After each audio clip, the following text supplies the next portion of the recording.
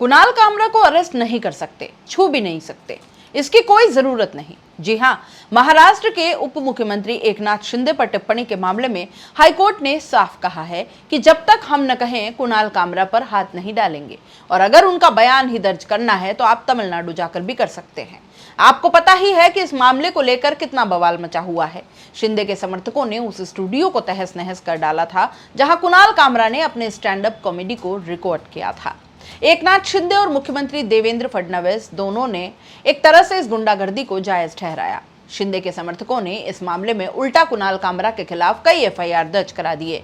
कुणाल कामरा ने इन एफआईआर को रद्द करने की अपील की है। अब सरकार को इस मामले में तगड़ा वाला झटका लगा है। आपको बता दें कि बॉम्बे हाई कोर्ट ने एकनाथ शिंदे के खिलाफ कथित रूप से अपमानजनक टिप्पणी करने के लिए stand up comedian Kunal Kamra के खिलाफ दर्ज एफआईआर को रद्द करने वाली याचिका पर एक लंबी बहस के बाद अपना फैसला सुरक्षित रख लिया और कहा कि तब तक उन्हें गिरफ्तार करने की जरूरत नहीं है। कुणाल कामरा के साथ जो हुआ उसके बाद तो ऐसा लगने लगा मानो आजकल मजाक उड़ाना भी देशद्रोह बन गया है। स्टेज पर खड़े होकर जोक सुनाना अब सरकार को चुभने लगा है, क्योंकि इस बार जो कॉमेडी हुई वो हंसी से ज्यादा गूंज पैदा कर गई। Stand up comedian Kunal Kamra के एक जोक से महाराष्ट्र की राजनीति में भूकंप आ गया। मामला शुरू होता है एक स्टेज से, जहां कुणाल कामरा ने महाराष्ट्र के उप मुख्यमंत्री एकनाथ शिंदे पर तंज कस दिया।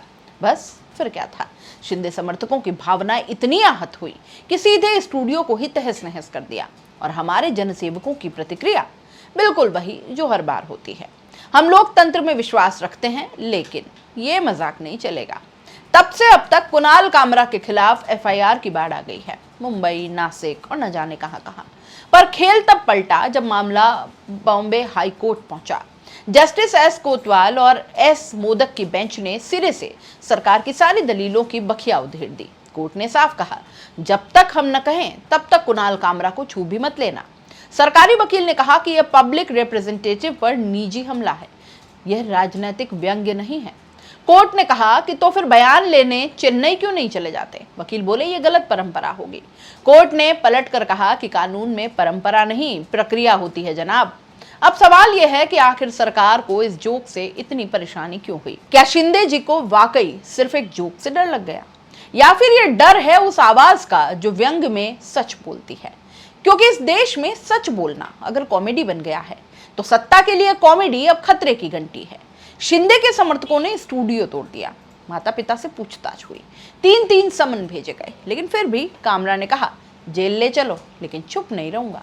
कुणाल कामरा ने मद्रास हाई कोर्ट से ट्रांजिट बेल ली, फिर बॉम्बे हाई कोर्ट में अपील कर दी और कोर्ट ने सरकार को बड़ा झटका देते हुए कहा, जब तक फैसला नहीं आता गिरफ्तारी नहीं होगी। सरकार की लाख कोशिशें हाई कोर्ट ने एक झटके में हवा कर डाली। सरकार कह रही थी कि वो बस बयान लेना चाहते हैं। कोर्ट ने कहा तो फिर चेन्नई जाकर ले लो। और अब सरकार की हालत ऐसी हो गई है जैसे जोक सुन के भी हंसी ना आए। मतलब पूरा सिस्टम एक लाइन पर बौखला गया, गद्दार। कभी कभी एक जोक एक भाषण से ज्यादा असर कर जाता है।